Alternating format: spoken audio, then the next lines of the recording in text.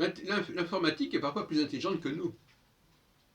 Nous avons remarqué, par exemple, que lorsque nous faisons une demande sur un moteur de recherche et que nos informations étaient partielles, et même notre orthographe était partielle, était approximative, eh bien le système corrigeait et rattachait à la norme raisonnable. Autrement dit, le système intégrait l'erreur jusqu'à un certain point. Une erreur d'orthographe, un manque, une lettre qui manque, etc. Corriger. Le système est capable de corriger. D'ailleurs, nous utilisons souvent des correcteurs d'orthographe, de toutes sortes de correcteurs, quand nous écrivons et quand nous passons le relais à la machine. A contrario, force est de constater que les gens sont beaucoup moins capables de corriger les erreurs de leurs prochains. Et que la moindre différence, la moindre distorsion empêche la communication. Et en France, nous sommes particulièrement marqués par ce syndrome. Nous qui sommes si perfectionnistes et qui ne comprenons plus rien dès lors qu'il manque un élément le plus minime soit-il au texte, à la parole qui nous est fournie.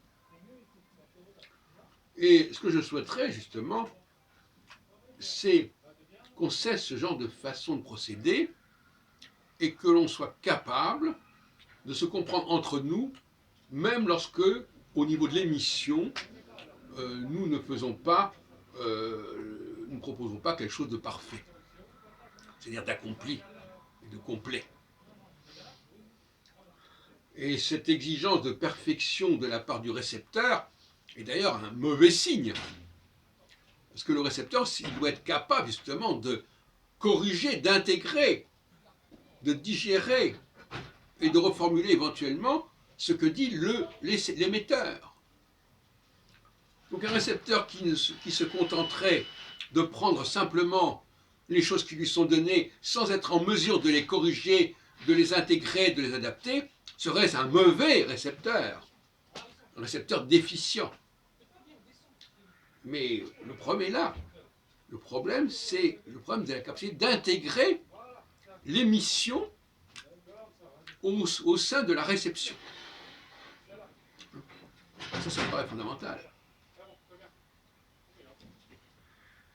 Il y a le récepteur, nous sommes tous récepteurs à un moment donné, le récepteur doit faire un effort pour repenser ce qu'on lui dit, ce qu'on lui donne, et le reformuler avec ses propres mots, en quelque sorte.